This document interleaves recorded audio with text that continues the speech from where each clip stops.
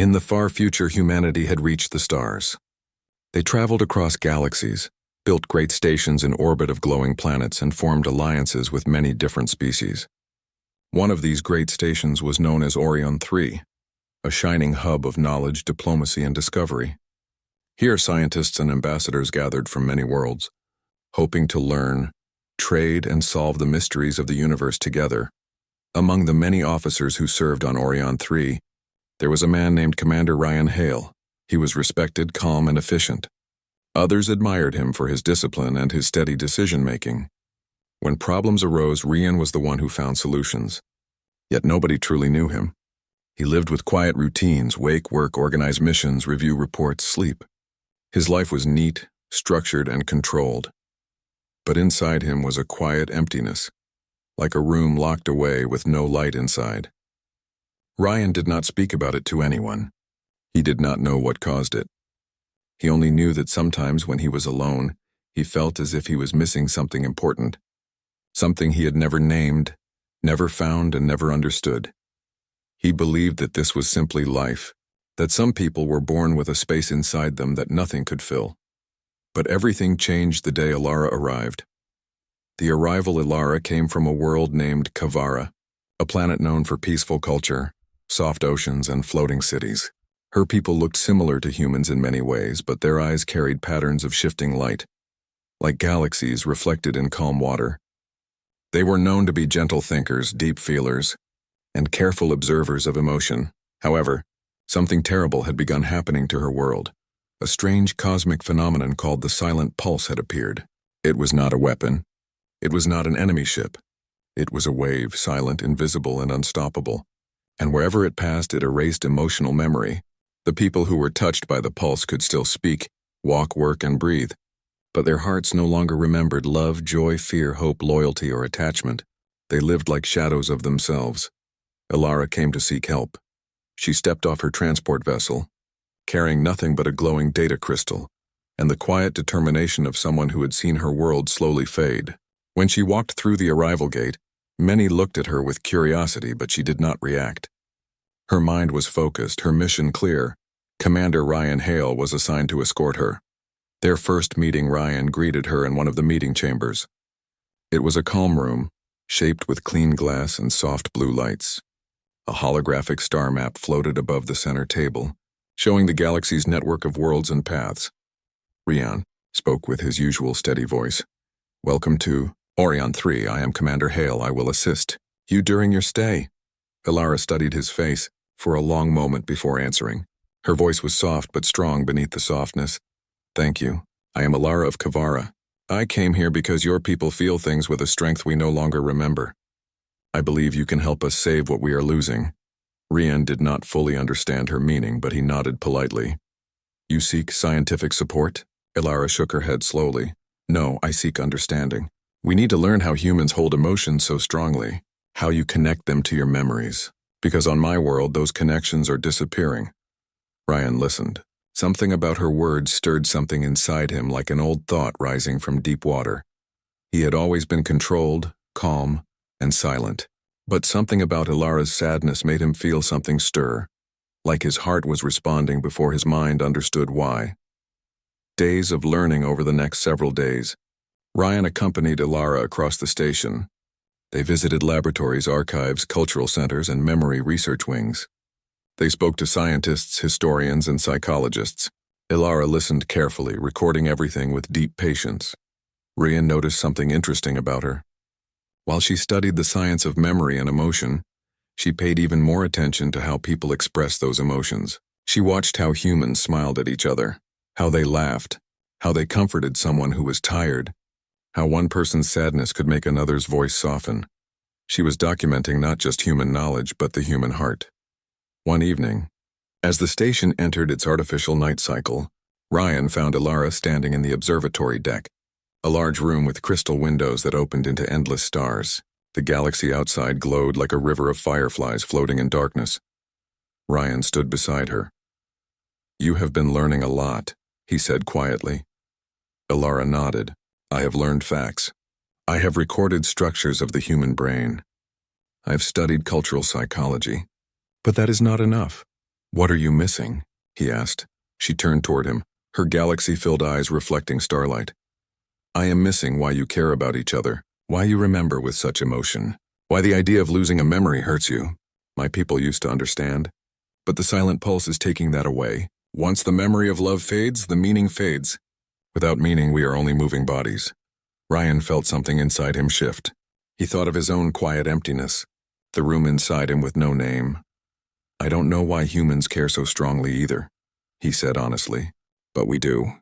Maybe it is something we are born with. Maybe it is something we learn." "I don't know." Ilara studied him carefully. "You feel incomplete," she said gently, not as judgment but as simple truth. Ryan froze. No one had ever spoken of it. No one had even noticed. "How did you know?" he asked quietly. Ilara looked back to the stars. "Because I feel the same. My world is fading and I do not know how to stop it. I carry questions that I cannot answer alone." Then she turned to him again and said words he would remember for the rest of his life. "Maybe I am the question your life kept asking." Ryan felt his heartbeat slow, then deepen, like something was unlocking inside him. "And maybe," he replied, voice quiet but clear, "I am the answer you needed." They did not speak again for a while. They simply stood beside each other, watching the stars pass beyond the station's glass. Neither of them knew that the silent pulse had already begun spreading toward Orion 3. The question and the answer had finally met, but their real journey was only beginning. Life on Orion 3 continued with its usual calm rhythm. Ships docked and departed, ambassadors held meetings, engineers maintained systems, and research teams worked late into artificial nights. Yet within that normal routine, Ryan and Ilara's connection was quietly growing. They did not speak about feelings directly. There were no confessions, no dramatic declarations. They simply understood each other, often without needing words. Something in their silence was soft and warm, like the first light of morning. But, while their world felt steady, a silent danger was moving closer. The same mysterious force that stole identity and emotion from Ilara's home was now heading toward the station. A subtle change. It began with small signs, nothing dramatic, nothing obvious. A technician forgot the name of the person he worked with every day. A pair of friends sat together at lunch in silence, not knowing why they usually laughed. A gardener, in the station's greenhouse, stared at flowers she once cared for, but felt no attachment to them now. Ryan noticed. Ilara noticed. But the others did not understand the danger. The silent pulse was not violent. It was not loud. It was not frightening. It was gentle, like a tide slowly washing memories away. Ilara stood beside a large window in one of the research rooms, her hands folded in front of her. She looked calm, but her eyes, those shifting galaxy-like eyes, held sorrow. "It has begun," she whispered. Ryan felt a heavy stillness in his chest. "Can we stop it?" he asked. Ilara shook her head very slightly. "Not with machines, not with science. We can only slow it. The answer must come from the heart." Ryan exhaled slowly. The solution was something they did not yet understand, but he knew he would stay with her. He would not let her face this alone. Learning what cannot be measured, days passed and the pulse's influence deepened. Ryan and Ilara spent hours in the memory emotional study lab, speaking with scientists, reviewing neurological maps, and interviewing those affected. Some people remembered facts, names, and skills, but could no longer remember why anything mattered. They spoke of their lives as if describing someone else's story. One evening, the lab lights dimmed as the station shifted into rest mode. Ryan and Ilara remained seated at a table covered with star charts, emotional diagrams, and written accounts. Ilara rested her hand lightly on one of the documents, an interview from a mother who said she remembered her child's birth but did not feel anything when she thought of him anymore. The words were simply memories without emotion. "Do you see?" Ilara said quietly. "Memory continues, but meaning disappears. My world is becoming like this. People remember living with each other, but they do not feel why those memories were important." Ryan listened carefully. He did not rush. He did not interrupt. "You believe humans feel differently," he said. Alara nodded. Yes. Humans remember with the heart first. You attach emotion to moments so strongly that even time cannot erase them. That is the strength my people are losing. That is the answer we came here to find. Ryan looked at her thoughtfully. You think emotion is a kind of memory too? Ilara's eyes softened with relief. Yes. Memories stay alive when they are connected to emotion. Without the heart, memory fades into emptiness. Ryan then realized something important, something about his own empty feeling. Perhaps his emptiness came from memories he had never allowed himself to feel. Perhaps he had lived always controlled, always steady, never allowing emotion to shape his life. And perhaps Ilara was the key to unlocking that place inside him. A moment of clarity one night, they returned to the observatory deck, the same place where they had first spoken about their hidden truths. The stars glowed in endless patterns. The universe felt vast and silent, yet alive. Ilara stood close beside him, her presence calm and warm. Ryan, she said softly, the silent pulse is not only my world's problem anymore. It touches this station now. The memories that have meaning must be strengthened before they fade. Ryan looked at her, seeing not her mission, not her sadness, but her humanity within her alien form. How do we strengthen meaning? He asked. Ilara did not answer right away. She took a slow breath. We remember together. We speak our truths. We share what we fear, what we desire, what we hope for. We remind the memory why it matters. Ryan understood. For the first time, truly. He had spent his life avoiding emotion, believing it made one weak or unstable. But now he saw the opposite. Emotion gave memory its power. Emotion made life real. He turned slightly toward her.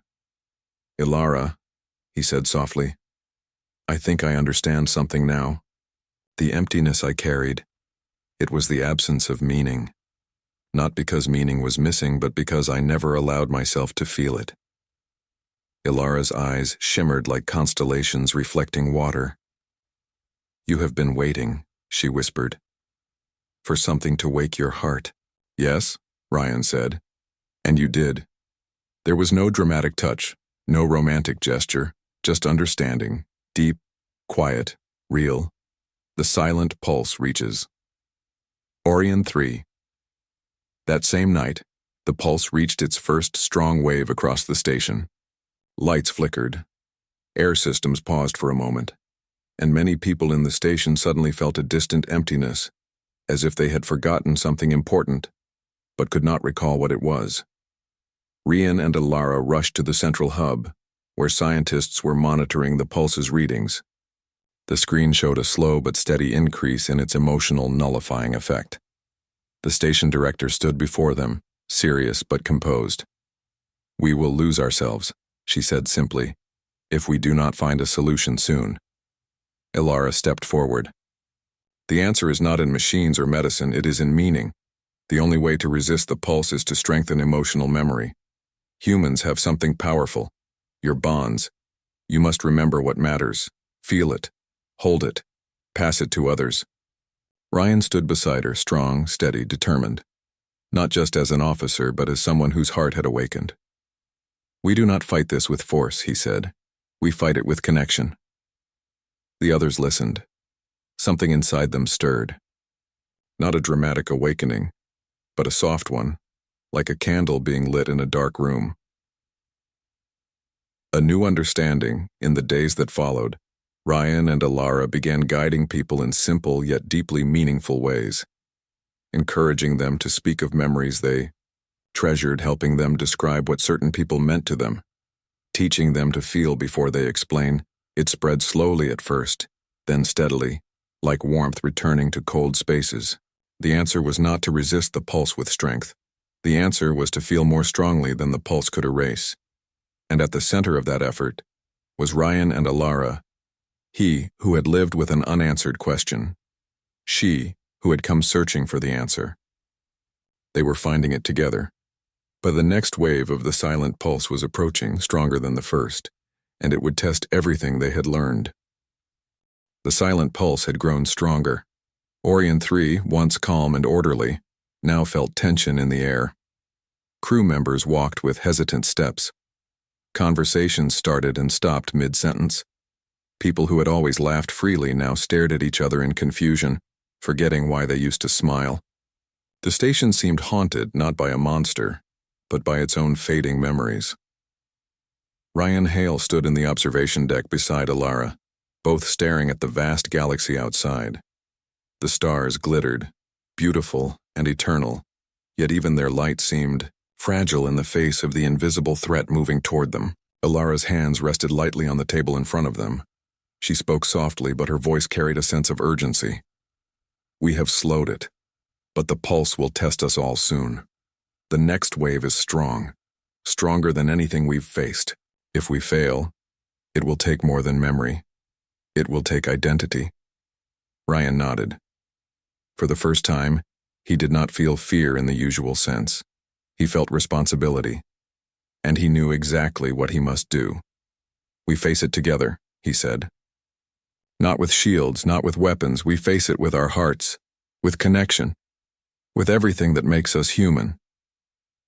Alara looked at him, eyes shimmering with faint light. "Are you ready, Ryan?" He smiled softly. "I have been waiting for this, and I've been waiting for you." Preparing the heart's defense, in the next hours, Ryan and Alara worked tirelessly. They gathered everyone in the station's main dome, a large open area designed for assemblies, with transparent walls showing the endless stars. The plan was simple yet profound. Human emotion would fight the pulse. People would speak from the heart. They would share memories, joy, sadness, hope. They would remember why life mattered, and in doing so, reinforce the bonds that the pulse could not touch. Ryan addressed the crowd first. His voice was steady, calm, and strong, the voice of someone who believed. "Everyone," he began, "we face something unseen, something that tries to erase who we are, one memory at a time. But here is what. It cannot erase our love for each other, our hope for tomorrow, our courage in the face of the unknown. It cannot erase what we choose to feel. It cannot erase the human heart." There was silence. People looked at him uncertainly, unsure how words alone could stop a force they could not see. Alara stepped forward next. "Share your stories. Speak of your joys, your fears, the moments that made you who you are. Do not hide your heart. Let your heart speak for you. Let it fight." And then it began. The wave arrives. A hum filled the station. Lights flickered. The pulse had arrived. Some felt it immediately. Cold emptiness creeping into their minds, shadows brushing against their memories. Crew members stopped in their tracks. Some forgot a task mid-step. Some could not recall the face of someone they had loved for years. Ryan and Alara did not falter. Together they moved among the people. They held hands, they spoke softly. They reminded each person of what mattered most. "Remember," Ryan said to a young engineer, "the first time you built a ship that could survive a solar storm. How did it feel to succeed?" The young engineer blinked. Then he remembered. The pride, the joy, the thrill. He clutched his chest. I remember," he whispered. Alara knelt beside a biologist who had forgotten the smile of her child. "Close your eyes," she said gently. "Feel the warmth of the first laugh you ever heard. Let it live in you. Let it shine." The biologist did as she said, and slowly, a tear formed. She remembered. She felt love again.